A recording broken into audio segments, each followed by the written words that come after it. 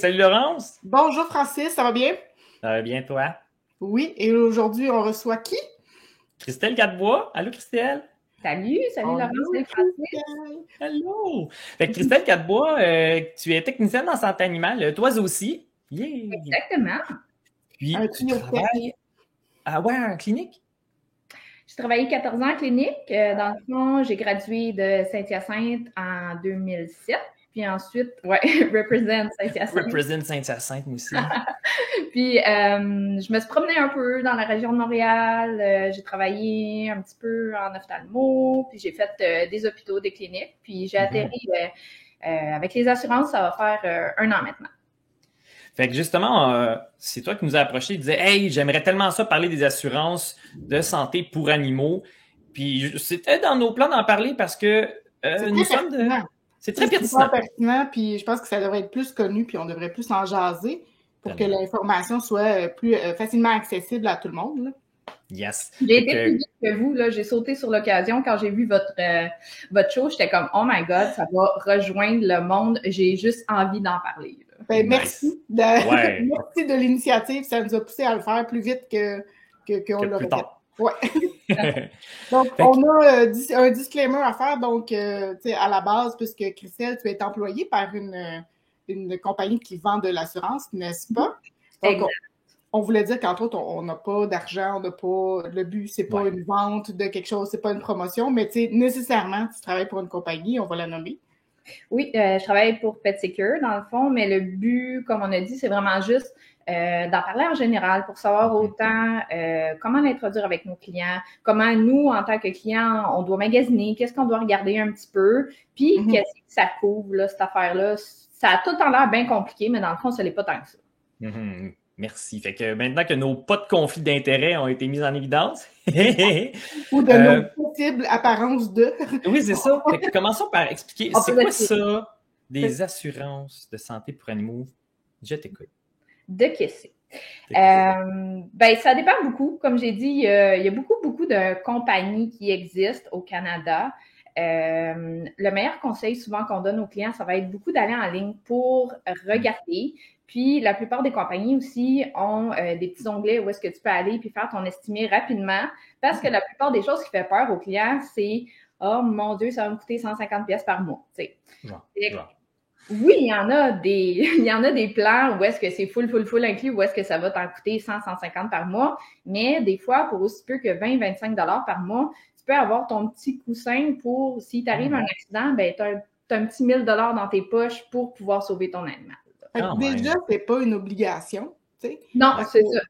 Pour les animaux, mettons qu'on veut comparer aux humains, la carte soleil ou la RAMQ est obligatoire si tu n'as pas d'assurance privée ou collective là, accessible. Donc, pour les animaux, nécessairement, ce n'est pas obligatoire puisque ce n'est pas payé par nos taxes. Oui, exactement, nos impôts. N'est-ce pas, nos impôts? Donc, les gens, ils peuvent aller, eux, s'ils veulent, aller souscrire une assurance pour leur animal, c'est ça? Exactement. Donc, non, c'est vraiment pas obligatoire parce que, entre autres, en Amérique du Nord, il y a seulement 2 à 3% des gens qui ont des animaux de compagnie qui détiennent des assurances. Ah, donc, ça, c'est toute Amérique du Nord, je sais pas, on dirait qu'au Québec, culturellement, il me semble, j'ai l'impression que c'est beaucoup moins que ça, là. Ça se peut, mais c'est ça. J'ai pas un chiffre de juste le Québec. J'ai vraiment un chiffre d'Amérique du Nord, mais on a des places dans le monde où est-ce que au Royaume-Uni, exemple, eux autres sont à 25% et plus, là. Donc, on voit déjà qu'il y a un super gros gap, là. La raison pour ça, on n'est pas totalement au courant, mais c'est sûr qu'il y a beaucoup des liens des fois entre jumelé, assurance maison, animaux, fait que ça peut être attrayant. Puis surtout aussi, il y a une meilleure visibilité parce que, tu sais, quand tu vas magasiner tes assurances maison, qu'on te propose une assurance pour animaux, mais tu vas faire comme « Ah, c'est intéressant! » Tu peux regarder, tu sais. C'est vrai que... en Ontario, il y en a quand même beaucoup. Je sais que tu n'as pas les chiffres ailleurs, mais moi, on m'avait dit qu'en Ontario, c'était quand même presque une norme maintenant. Fait qu'il y a quelque chose dans... peut-être le fait de parler anglais qui a envie d'avoir des assurances. Ben, c'est sûr que la plupart des assurances, malheureusement, ont souvent un côté francophone qui est moins représenté. Ah, c'est vrai. Mais il y a aussi une partie de ça, c'est parce qu'on en jase moins. Fait qu'il faut en jaser. C'est ça qu'on fait. C'est peut-être nouveau pour nous, en fait. C'est peut-être ça vient d'arriver, fait que c'est pas encore développé. Moi, j'ai comme diplômé en 2010. Là, tu dis, ça fait 14 ans que tu es dans le domaine des assurances, tu sais, pour animaux. Fait que moi, j'ai gradué en 2010, puis il me semble que les assurances, j'ai réellement commencé à en entendre parler autour de 2014-2015, là. Fait que bien après ma diplomation, je savais que ça existait, mais vraiment, là, qu'on a commencé à en parler en clinique, j'en remets des trials de quelques semaines, là. On le faisait pas avant. Non, c'est ça. Puis, tu sais, comme toi, moi, il me semble qu'à l'école, je n'ai jamais entendu parler de ça. Puis, j'avais vraiment jamais eu de formation là-dessus ou plus d'explications. Donc, c'est vraiment par curiosité, puis parce qu'on était aussi une clinique vétérinaire où est-ce que j'ai travaillé en dernier, qui justement faisait les trials, qui avait des vétérinaires qui étaient un peu plus impliqués. Tu sais, on voit que les nouveaux vétérinaires, les nouvelles techniciennes sont un peu plus au courant, là. Donc, ça commence à émerger un peu. Mais moi, quand j'ai gradué en 2007, le client arrivait avec sa feuille de réclamation, puis je me sauvais en courant. Là, j'étais oh non, comment remplir ça? Oui, oh non, qu'est-ce que je marque là-dessus? T'sais? Pour vrai, moi, je me souviens d'avoir eu ce feeling-là quand même. Ouais. La première fois que j'ai fait comme qu'est-ce qu'on marque dans la boîte? Moi aussi, moi, c'est quand j'ai commencé à travailler au DMV, fait qu'en 2017, que je sais pas pourquoi, là, il y avait de plus en plus de gens qui avaient beaucoup d'assurance. Je pense qu'il y a un filtre aussi, quand tu t'en vas à un centre vétérinaire de référence, ben, tu t'attends à investir des sous, mais si justement tu as des assurances santé pour animal qui te back, ben, t'as pas d'hésitation. Tu te dis, ben, je vais aller, c'est ça que mon animal a besoin comme soin, je vais y aller, tu sais. Fait que là, j'ai commencé à apprendre parce que j'en faisais à chaque semaine, pratiquement. Oui, oui. Ça devient moins stressant à la longue parce que tu comprends que c'est pas si compliqué que ça. Non, mais tu penses un peu en référence comme quand le client arrive avec ses papiers pour voyager, là, puis tu as 10 papiers, puis là, ça, c'est une crise cardiaque automatique. Ah, j'avoue que c'est pire, ça. Les papiers pour le voyage. Oh my God. Export d'animaux, là. Oui. Ouais, tu vois, encore, ça a changé il y a quelques années, puis là, je me sens plus à jour déjà. Exact. Mais en tout cas, c'est ça. C'est pas si compliqué que ça, de maudine de formulaire. Fait qu'il faut juste, c'est ça, démystifier ça, puis faut en parler. Il faut pas avoir peur d'en parler parce que souvent, les clients, quand ils vont venir, les clients, là, je parle en étant dans une clinique vétérinaire, quand vos clients viennent vous voir, autant vétérinaires que techniciens, ils vont vous écouter. Vous êtes la première personne souvent qui vont venir voir, la première personne professionnelle avec leur petit puppy, leur petit chaton. Fait que si vous en parlez pas, là, ils ne sauront pas que ça existe. Il y a encore plein de gens qui ne savent pas que ça existe. Puis, par en parler, je ne veux pas dire voici combien ça va vous coûter. C'est vraiment juste les assurances existent. Allez regarder à la ligne. C'est super intéressant de souscrire maintenant quand votre animal est jeune et en santé. Comme ça va être bénéfique tout le long de la vie de votre animal. Il y a quelque chose qui est important de dire aussi, là, pour ceux qui ne sont pas au courant. Les vétérinaires, les techniciens, les établissements vétérinaires n'ont pas le droit de faire eux-mêmes une assurance, puis de l'offrir, puis d'avoir une cote dessus. Donc, c'est très, très indépendant des établissements vétérinaires. Donc, quand l'établissement remet un pamphlet ou dit « Pensez-y, vous avez un beau bernois. » Pensez-y, vous avez un berger allemand. Pensez-y vraiment, là. Pensez-y fort, là, OK? Mais, tu sais, il n'y a pas de... pour eux, ça ne change pas ce qu'ils sont payés à la fin du mois. La seule chose que ça peut alléger, je pense, pour le domaine vétérinaire, c'est que on se retrouve moins devant des choix déchirants quand il arrive un imprévu. Pour moi, là, une assurance de santé animale, quand le client en a une pour son animal, ça évite les situations terribles où l'animal va vraiment pas bien, puis justement, tu as un budget limité. Puis là, pour le soigner, parce que la médecine, c'est compliqué. Des fois, c'est super facile. Tu fais comme, gars, j'avais juste à lui donner tel médicament, puis le problème était résolu. Il fallait juste comme je le tente à tel endroit de son corps. Mais des fois, il faut prendre des prises de sang parce qu'on ne sait pas pourquoi il vomit, puis qu'il a la diarrhée depuis 1 an, puis pourquoi il est déshydraté. Fait qu'il faut aller faire des radiographies, échographies. Oh, je sens une masse, mais je ne sais pas c'est quoi. Il faut faire une biopsie. Puis là, ça commence à s'accumuler, puis ça coûte cher, En médecine humaine, on ne se poserait même pas de questions. On ferait tout ça parce qu'encore une fois, carte soleil, on a des assurances. En médecine vétérinaire, quand on a enfin l'opportunité de pouvoir faire tous les tests puis d'utiliser toutes nos compétences, parce qu'on s'entend, les vétérinaires puis les techniciens en santé animale, ils ont étudié pour faire de la médecine de qualité puis prodiguer des soins de qualité.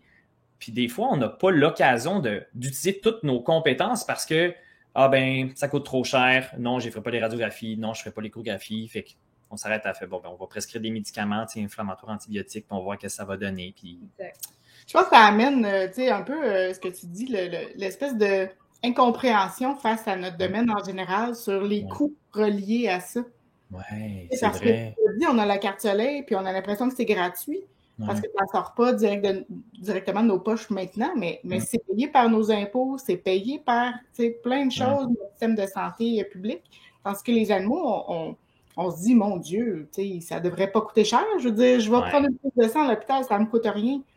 C'est de ce genre de réflexion-là, je pense que viennent aussi des trucs comme, on sait bien, vétérinaires, c'est à l'argent, ils font tout ça pour l'argent, ils font pas ça parce qu'ils aiment les animaux, hein, c'est juste des avares, mais ils se rendent pas compte que la machine à radiographie, elle coûte comme 110 000 $, tu sais, ou des affaires de même. Puis que l'électricité dans le building, puis le pied carré de parking, puis la machine qu'il faut comme, tu sais, il y a vraiment beaucoup de coûts afférents à ça.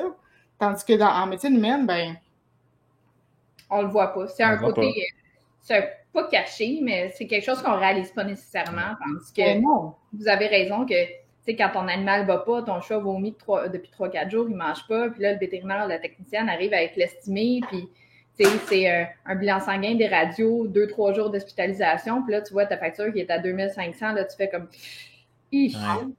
ça monte c'est pas tout le monde qui peut, tu sais. Malheureusement, c'est pas tous les établissements qui vont faire, ben oui, c'est correct, tu peux payer tant par mois.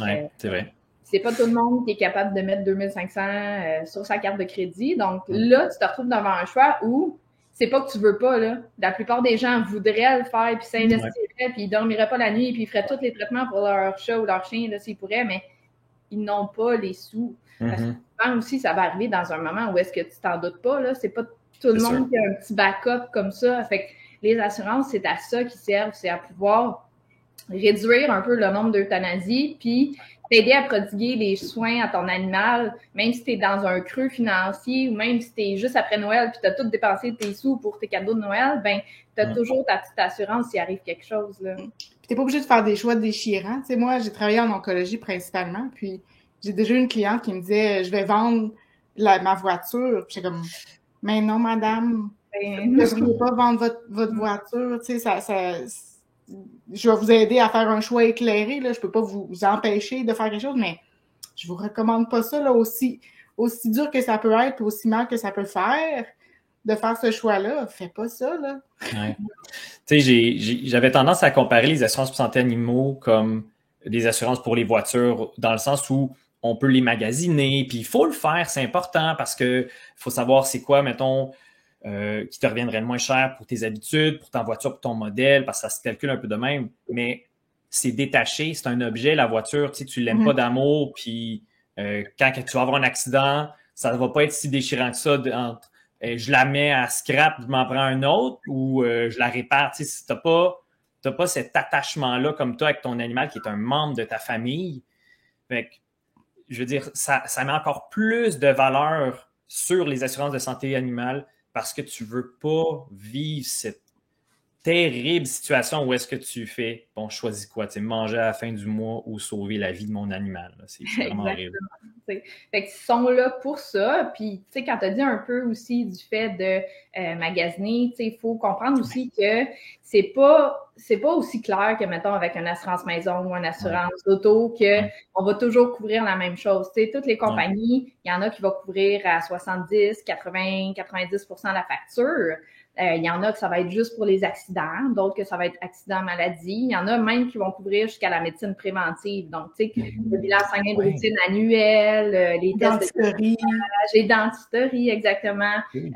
Ça, beaucoup, de plus en plus, il y a des emphases là-dessus parce que c'est quelque chose qu'on recommande, on sait que c'est quelque chose qu'on veut que les animaux aient accès parce que c'est tellement important pour la santé générale. Fait que, oui, c'est ça, c'est tout ça. Là. Des fois, oui, il y en a peut-être une qui va être moins chère, mais si c'est juste pour les accidents, ben, c'est rendu là. Ça va t'aider juste pour les accidents. Ben, c'est ça. Puis déjà, tu sais, c'est sûr que vous aussi, vous l'avez vu en clinique, là, mais quand j'étais à l'urgence aussi, Caroline, ça fait instantanément la différence entre l'euthanasie puis les soins. Exact. Ben oui. Quand ça arrive en crash, puis que l'animal est en train, je sais pas, de convulser ou qu'il s'est frappé par une voiture, ça fait instantanément le choix dans la tête du client, tandis que sinon, on peut passer des longues minutes à savoir, qu'est-ce que je dois faire, puis sous le choc, puis l'émotion, c'est des décisions atroces là, à faire. Là. Ça fait la différence entre faites tout, puis that's it. Là, tu pars avec l'animal, puis tu sais ce que tu as à faire, tu dis tes compétences, puis versus faut que j'appelle maman, faut que j'appelle mon ami, voir s'il peut me passer des sous, puis oh mon Dieu, ces minutes-là précieuses, l'animal il est bleu, là, c'est pas le moment. Là, toi, t'es là à côté, puis t'attends, puis tu voudrais donc le sauver, puis faire tes traitements, puis mettre ton cathéter là, super vite, puis là, il faut que t'attendes, parce que là, le client, il faut qu'il trouve les sous. C'est pas qu'il veut pas, c'est qu'il n'a pas les sous, tu sais. Ou encore, je pense que ça montre le fait que on passe souvent pour des méchants parce qu'on attend pour le faire, puis mais sinon, ça économiquement, ça draine l'institution. Tu sais, quand on fait des choses, faire des choses gratuitement, là, ça devrait pas être appelé gratuitement. Ça devrait être on vous paye. Ouais. On vous paye la prise de sang ou on vous paye le cathéter, on vous paye ça. Donc, tu sais, il y a des frais immenses à faire des choses. C'est sûr qu'en attendant que quelqu'un appelle, souvent, on va les maintenir. C'est pour dire, trouve quelque chose, là, parce que là, le bill est en train de monter. On fait plein de choses pour qu'il puisse comme attendre ta décision. Là, en même temps, on le fait tout un peu. Est-ce qu'on devrait... Oui et non, parce qu'on n'a pas le choix. On a le cœur, on le voit là. T'es comme, je peux pas rien faire. Mais comme tu dis, c'est des sous qu'on donne. Là. On veut attendre que le client prenne la décision. Mais oui, avec les assurances, ça fait comme oui, let's go, allez-y, faites tout. Puis si ça peut rajouter encore plus comme de drame psychologique dans la situation, là, je sais pas si, en tout cas, nos auditeurs le savent, là, que ceux qui sont pas dans le domaine, mais le milieu vétérinaire, c'est le milieu professionnel avec le plus haut taux de suicide, toutes professions confondues. C'est pas juste au Québec, là. Puis mon point est le suivant. Imaginez la situation, c'est des humains, on est tous des humains, puis ils ont décidé quand ils étaient petits, moi, je veux sauver des chats et des chiens. Moi, je veux comme perdre 5 ans de mon temps à travailler comme une malade, à apprendre tout le système physiologique de plein d'espèces différentes, à apprendre toutes les maladies du monde, à être un encyclopédie sur 2 pattes, à étudier, à avoir des notes super malades, à scraper ma vie sociale et mon sommeil pendant 5 ans d'université parce que je veux me faire de l'argent. Ça n'a aucun sens. C'est parce que je veux les sauver, les animaux. Fait que là, quand tu arrives dans le milieu, la réalité qui pourrait, à mon avis, être une des explications de pourquoi c'est aussi comme dépressif, là, le milieu vétérinaire, c'est ce genre de situation dramatique qui est beaucoup trop fréquente. Je veux le sauver, je sais que je peux le sauver, mais j'en ai pas l'occasion ou on m'enlève l'occasion à cause que ça coûte cher. Puis après, on peut en rajouter sur la personne, le client qui est bouleversé, qui justement, sous le coup de l'émotion, on peut dire « Ah, c'est tout de ta faute vétérinaire, tu veux pas m'aider, tu me charges trop cher, t'es un voleur. » Fait que t'es bien intentionné, mais on t'accuse de ne pas l'être. Puis tout est une question d'argent au bout du compte, parce que si on enlevait cette contrainte-là, genre avec des assurances de santé, je suis sûr que ça aurait un bénéfice pour le bien-être de l'animal, mais le bien-être psychologique du professionnel aussi. Puis le bien-être de la relation entre le client et le professionnel. Tout à fait. Et je pense que moi, je vais glisser là, sur ce que tu as dit, Francis, mais je pense qu'en général, les conditions de travail de notre industrie sont mal connues. C'est vrai. Le stress, ces choses-là, mais aussi les salaires. Tout le monde a l'impression. Puis moi, j'ai déjà assisté à des conversations entre un médecin humain puis un médecin vétérinaire. Puis le médecin humain se plaignait comme dans « c'est bien trop cher, ça n'a pas d'allure ». Puis là, le médecin-là, c'est un radiologiste. Puis... Et là, le médecin pour dire « OK, à go, on se dit notre salaire, là, puis on voit c'est quoi le gag, OK? » C'est parce qu'un radiologiste humain, c'est comme entre 500 000 puis 1 million par année environ de salaire. Un vétérinaire de famille, là, de clinique, en diplômant, ça ressemble pas à ça, pas en tout. Là. Je pense que, tu sais, il y a une couple d'années, on parlait de 75 à 80 000 par année. Ça en fait le salaire d'un enseignant, c'était 40 $ de l'heure à peu près en sortant. Là. Quand même un gros gap, là. C'est un immense gap. Pour 5 ans d'université, bon, on s'entend, le spécialiste, il a fait une résidence de plus, là, mais pareil, tu sais. Mais même un résident... même un résident radiologue, là.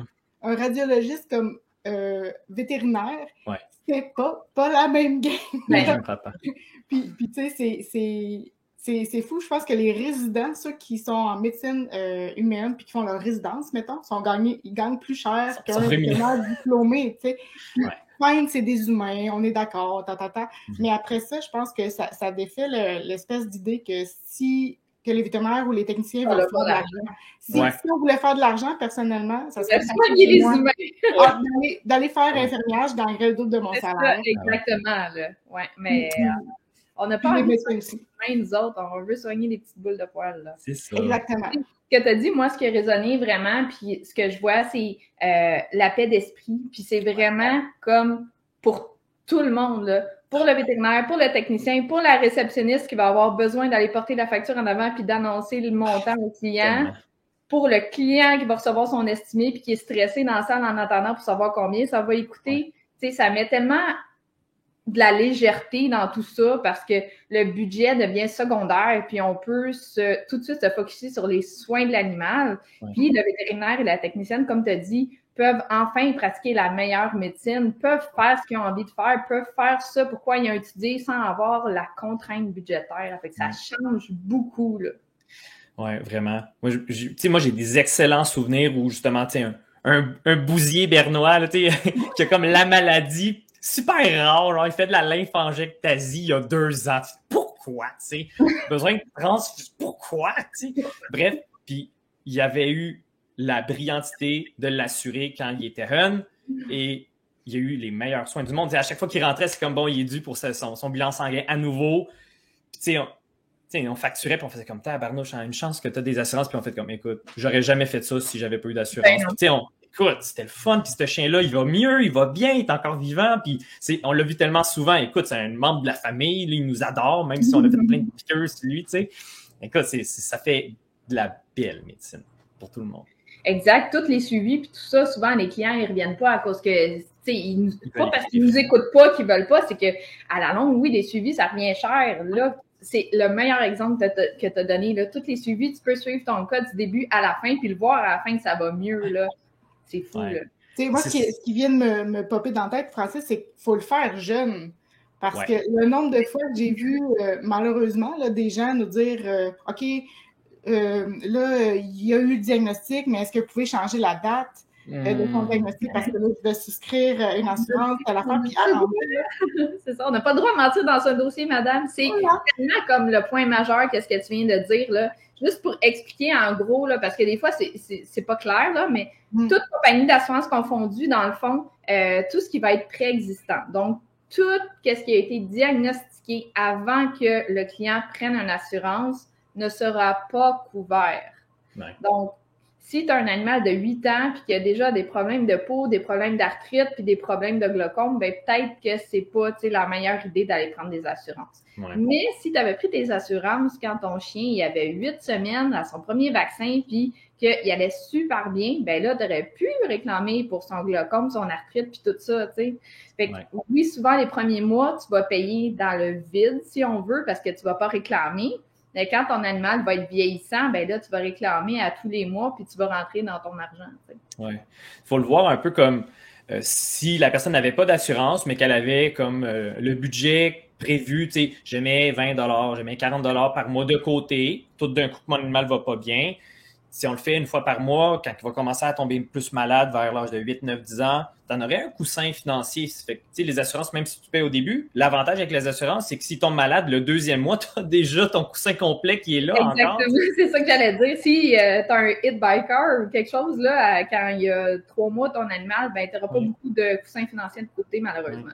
Puis il faut le dire, il va tomber malade. Tu sais, les personnes qui disent « je suis jamais allé chez le vétérinaire », c'est parce que la fois qu'il filait pas, t'es juste pas allé, puis il s'est remis par lui-même. Mais tu sais, il a peut-être passé 2 semaines de marde aussi, là, quand il était malade. Moi, il y a ma phrase bien connue qui s'appelle « On meurt pas en santé ». Non, Donc, sauf si on se fait santé. Il est mort de vieillesse, il est mort de vieillesse. Ça existe comme, ou il est mort dans son sommeil. Je suis comme, peut-être que il dormait. Oui, peut-être ça. Puis son 8 heures, il s'était agonisant pas mal. Ouais, exact. Mais tu sais, dans le fond, les assurances pour animaux par rapport au tout ce qui va être exclu, c'est comme les assurances de vie. Tu sais, la personne qui dit je vais prendre une assurance vie, je suis cardiaque. Et c'est sûr que si tu meurs d'une crise cardiaque, tu vas pas toucher ton assurance. Là. Non, c'est ça. Mais je pense que c'est quasiment encore plus piqué pour les animaux. Là. Tu sais, souvent, on va demander, quand c'est des animaux plus vieillissants, on va demander un bilan sanguin urinaire complet aussi. Okay. Ça aussi, je suis pas mal sûre que c'est toute compagnie confondue, mais on parle des animaux comme de 10 ans et plus. Là. Okay, ouais. Quand ils sont jeunes et en santé. Là. Ça c'est la phrase, je pense, la plus importante du podcast. Là. Prenez vos assurances quand vos animaux sont jeunes et en santé. Et de là, l'importance, nous, quand on travaille en clinique, d'en parler dès la première fois qu'on voit les animaux. Il ne faut pas attendre. Puis je dirais même, il y a des éleveurs, il y a de plus en plus d'éleveurs qui viennent faire les premiers examens, premiers vaccins chez le vétérinaire, qu'ils ont déjà, ils mettent l'animal sur une assurance, que ce soit un petit trial de quelques semaines, mais tout de suite en partant, leurs animaux, ils partent puis ils ont une assurance. Ça, là, si les éleveurs qui nous écoutent, vous n'avez pas pensé à ça, c'est une maudite bonne idée. Mais informe-moi, dans le sens, l'assurance, après ça, elle peut se transférer à quelqu'un d'autre? Comme elle suit le chien ou elle suit le client? Non. Ben, elle va suivre le client une fois qu'il est adopté, mais souvent, ces essais-là, c'est quelques semaines, donc 5-6 semaines. Puis ça va être un montant assez minime, là, je dirais de 500 à 1000 $. Mais souvent, c'est que l'animal va venir quand même avec ça s'il arrive quelque chose. Puis, quand l'éleveur va laisser partir son animal, ben le client va y réfléchir encore plus parce que là, il dit hey, mon animal est déjà assuré, est-ce que je veux continuer ou pas? Il va aller faire des recherches. Dans le fond, le but de tout ça, c'est tout le temps de semer une petite graine pour que le client, par la suite, soit curieux, aille voir, fasse des recherches parce que aussi, quand on parle de prendre une assurance puis de jamais l'arrêter jusqu'à la mort de notre animal, ben on veut pas prendre ça en 3 secondes sans regarder puis magasiner, C'est quand même une grosse décision. Fait que c'est pour ça que souvent, les essais, c'est 5-6 semaines. Puis ce temps-là, on essaye de le donner aux clients pour qu'ils prennent la meilleure décision puis qu'ils fassent des recherches. Oui, j'aime bien ce genre de plan-là. Puis justement, pour sensibiliser les gens, faire une genre de publicité, une genre de « ça existe », j'aurais pas pensé autrement, mais tu sais, si avant même l'adoption ou à l'adoption, tu as l'information en tant qu'adoptant, « Hey, ça existe », ben voilà, ça, je pense que c'est un beau point de départ. Moi, je pense que c'est même un bon point pour non seulement l'animal, d'en parler tout de suite et tout, mais je pense que c'est peut-être aussi une porte pour les gens de notre domaine d'expliquer les frais, comment ça fonctionne, pourquoi ça coûte des sous, puis de démystifier un petit peu ça parce que je pense que plus on a une espèce de transparence avec nos clients, puis il y a une meilleure compréhension de dire, ben, tu sais, la machine à test de sang, là, on l'envoie au test de référence, mais cette machine-là est très, très similaire à celle utilisée en humaine. Donc, elle coûte X milliers de dollars. Donc, c'est pour ça que les tests coûtent ça. C'est juste que là, c'est pas tes taxes qui payent la machine. Donc, tu sais, de pouvoir en parler, peut-être, va rendre ça moins mystérieux puis descendre un peu l'appréhension que certains ont face à... Ils vont encore essayer de me passer des tests. Oui, ils vont me pousser des tests. On a autre chose à faire qu'essayer des tests pour le fun. Oui, on a vraiment d'autres choses à faire. Hein? Mais surtout ces temps-ci, hein? On a la misère à répondre aux clients, Caroline. Exact. Mais moi, j'ai des questions. Oui. J'ai des questions pour toi, Christelle. Vas-y. Est-ce qu'il y a une discrimination à propos des races? Connais-tu des races qui coûtent plus cher? Est-ce que c'est quelque chose qui est demandé? Est-ce que c'est quelque chose qui doit être prouvé? Parce que, tu sais, une race, des fois, il faut que ça soit prouvé. Encore une fois, ça dépend des compagnies. Si je parle pour Petcare, on ne fait pas de discrimination dans le sens que peu importe l'âge ou la race de ton animal, il peut être assuré. Par contre, oui, ça va changer le montant mensuel parce que c'est sûr qu'on s'attend à ce qu'un petit French Bulldog qui est comme un citron en naissant va réclamer plus qu'un petit bichon. Donc, ça, c'est sûr qu'à ce moment-là, la police mensuelle va être un peu plus élevée. Mais, tu sais, comme j'ai dit, il n'y a pas de limite d'âge. Puis, tu peux quand même assurer toutes les races, là. Mais c'est normal. En fait, ça m'aurait étonné que tu me dises non, tout le même prix pour tout le monde parce que je pense que c'est aux propriétaires, aux gardiens de l'animal de faire une recherche sur dans quoi ils s'embarquent. Dans quoi ils s'embarquent, parce qu'on niaise avec Bouvier-Bernois depuis tout à l'heure, mais berger allemand et autres, c'est important d'aller fouiller ces choses-là parce que de façon héréditaire et génétique, ils ont certains problèmes qui sont surreprésentés. C'est la classique dysplasie de la hanche, là, c'est pas une joke, là. Non, c'est pas un gag. Puis le Bouvier-Bernois, il y a le cancer du Bouvier-Bernois. Dans le sens, il faut savoir dans quoi on s'embarque parce que c'est comme acheter, je m'excuse pour le comparatif, mais un char de luxe. Oui. Puis là, de dire, mon Dieu, ça coûte bien cher faire traiter ma Vaux, là, il faut que j'aille dans un magasin qui fait juste des Vaux. Ouais, parce que les pièces de Vaux, il y a juste les Vaux qui les ont, ces pièces-là. C'est ça, cette affaire-là. Mais je pense que c'est la même chose avec certaines races qui sont plus à problème. Là. C'est un facteur de risque qui est plus élevé. Donc, oui, naturellement, leur police mensuelle va être plus élevée, mais on sait qu'ils vont l'utiliser un peu plus puis qu'ils vont réclamer plus souvent aussi. Oui, c'est ça, ils vont rentrer dans leur argent. Ouais, voilà. On va demander aussi, est-ce qu'on demande une preuve? Ben, tu sais, on ne demande pas une preuve génétique de voici mon animal et ça. Par contre, tu sais, quand on va souscrire à une police d'assurance, comment ça fonctionne? C'est que le client va aller soit en ligne ou il va appeler, il va souscrire à sa police. Puis par la suite, l'équipe qui va faire oui, ça c'est inclus, ça c'est exclu, il y a besoin du dossier médical. Donc, on va contacter la clinique pour avoir le dossier médical, pour garder tout l'historique. Puis à ce moment-là, on va comparer qu'est-ce qu'il nous a dit. Si lui, il a dit que c'est un chihuahua, puis on voit que c'est un bichon maltais ou whatever, tu sais, ben là, on va voir qu'il y a quelque chose qui clash, qui fonctionne pas. Puis de toute façon, on s'entend qu'un vétérinaire n'a pas le droit de mentir dans son dossier médical. Exact. Donc, on fait confiance à ça. Ouais. D'ailleurs, les éleveurs là, qui disent notez pas que mon chien il est légèrement prognate dans le dossier pour les assurances, je vais le faire pareil, OK? Faut être honnête ici. Ouais. C'est comme ça, hein? Tu avais juste à choisir tes reproducteurs pour que ce soit pas prognate, tes bébés, tu sais. C'est ça. Et là. Il doit y avoir beaucoup, tu sais, pour moi, jadis, là, en petite clinique, là, quand on me disait c'est un labradoodle, patente, chose, puis là, je faisais mixed breed dans le dossier. Donc, possiblement que l'assureur, lui, il se fait dire vraiment par le client, moi, mon chien, c'est un peu race labradoodle. Puis il fait comme, ouais, sûrement. Puis, parce qu'il n'y a pas de race qui s'appelle labradoodle en général. Là. Non. Dans le dossier, il va être marqué croisé. Ouais. Ou un puggle. Un puggle. Un schnoodle. J'ai entendu schnoodle récemment. Oui, un schnauzer poodle. Mais mixed breed, c'est parfait à ce moment-là. C'est parfait. Puis, est-ce que vous avez... Moi, là, je serais vraiment curieuse d'avoir accès à vos banques de données, en général, dans les assureurs, pour faire des stats sur les noms des animaux qui ont le plus de problèmes. Moi, je suis persuadée que si tu appelles ton chien Lucky, tu cours après toi. Tu vas être badlocké. Aïe, j'aime pas te faire frapper par un char.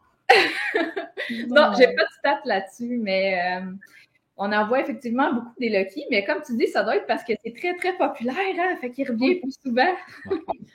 Comme Maggie ou César pour les Westies, là.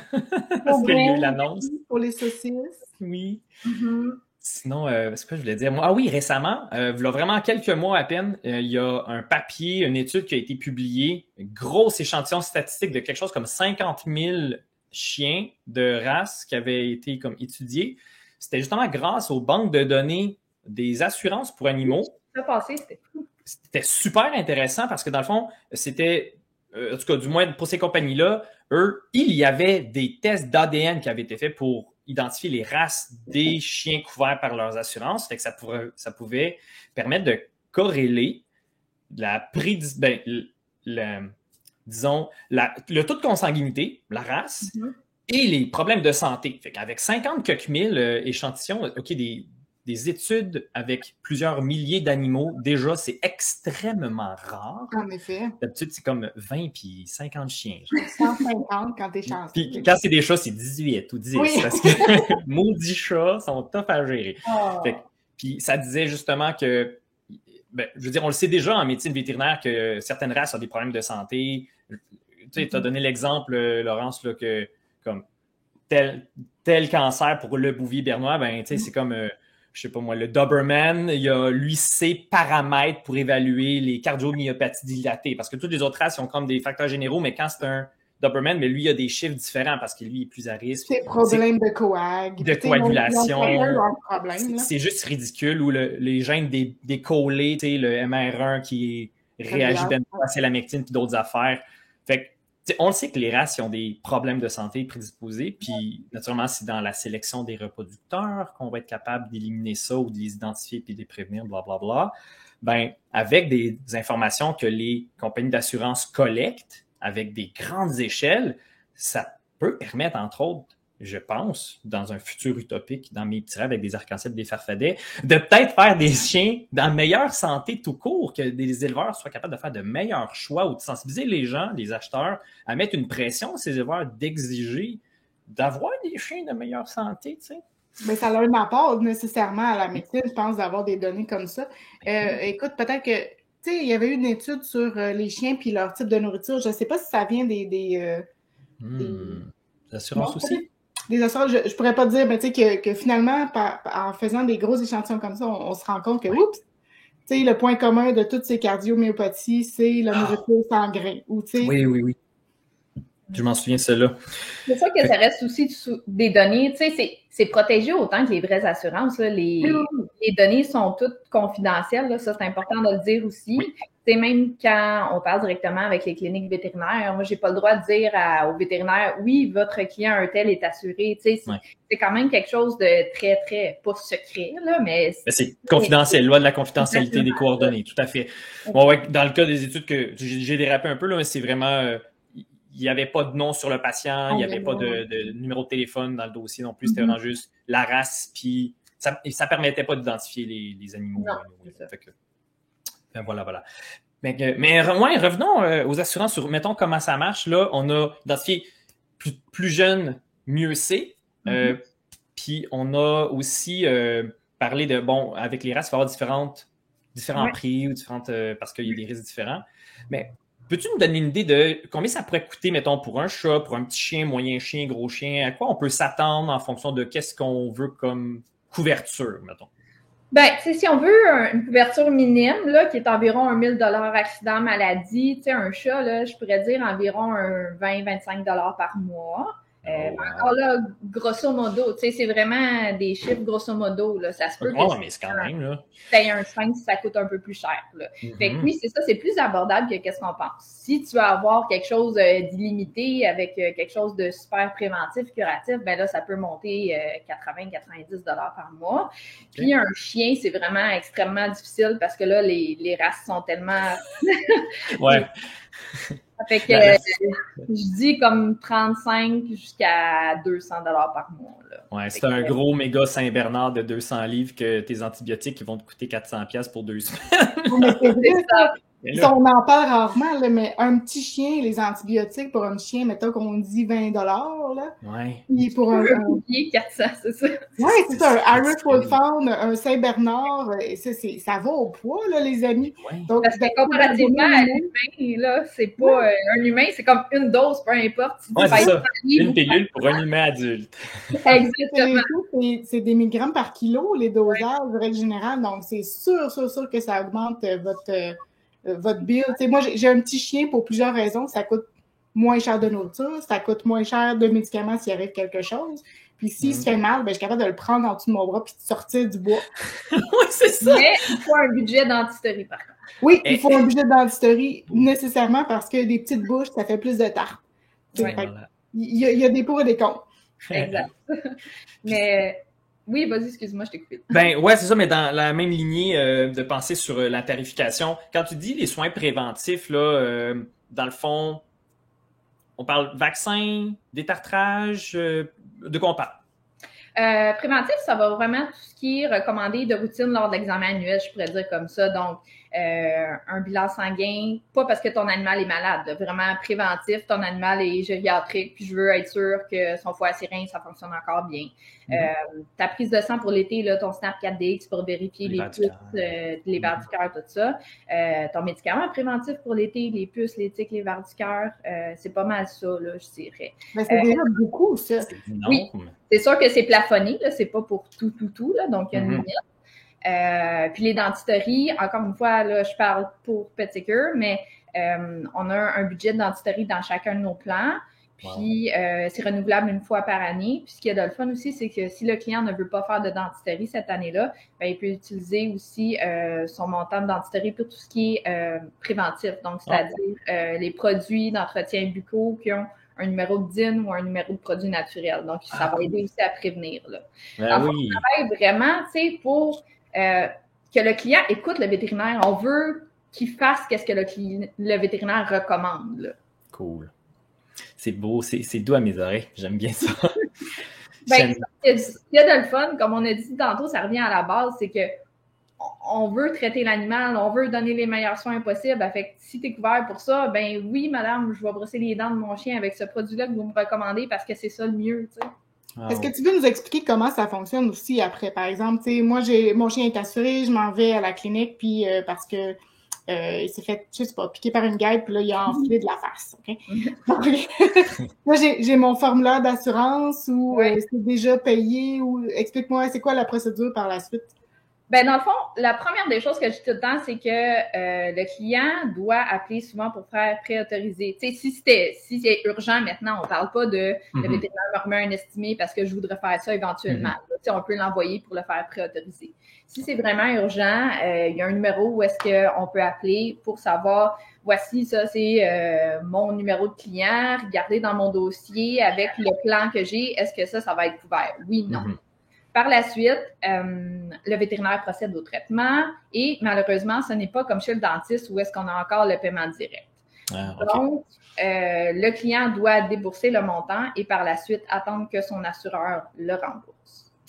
Dans des cas extrêmes où est-ce qu'on a justement un accident, on a des frais exorbitants, une facture à 5-6 000 $, puis le client n'a pas les sous pour payer tout de suite puis attendre son remboursement, il y a toujours des paiements directs qui peuvent être faits directement avec la compagnie. Donc, l'animal va quand même pouvoir bénéficier de ses soins et ne sera pas pénalisé. Est-ce que ça va vite, ça? C'est parce que des fois, dans les centres d'urgence ou dans les cliniques qui vont hospitaliser l'animal, ben, des fois, ça donne aussi un petit délai, tu sais. Souvent, ce qu'on va demander, c'est un dépôt, dans le sens un paiement initial, parce qu'on s'entend qu'il y ait des frais à payer quand il va partir de l'hôpital, là.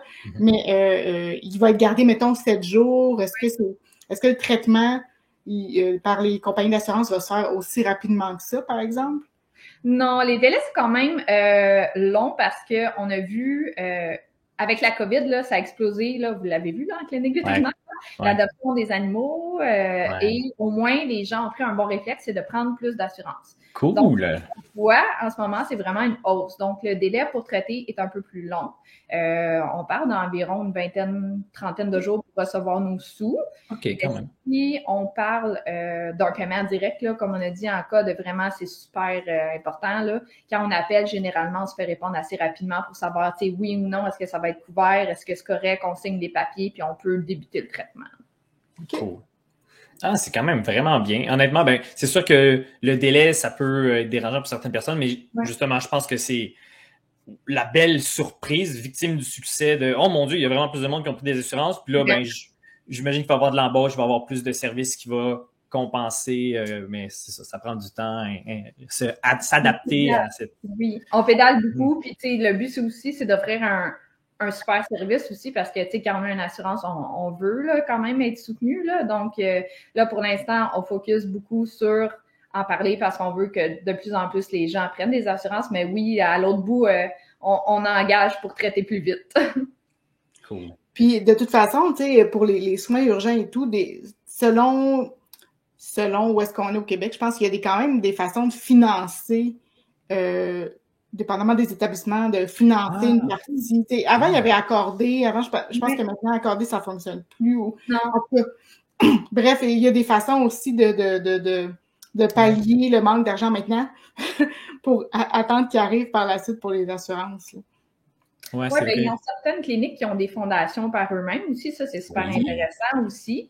Mais c'est ça, c'est pas tous les établissements. Puis des fois, ils ont certains critères. Fait qu'est-ce que tu vas être accepté ou pas accepté? C'est sûr que c'est peut-être un peu plus un gambling à ce moment-là. Mais oui, ça peut être une autre belle façon. Des fois, si on n'a pas les sous, d'arriver à traiter notre animal.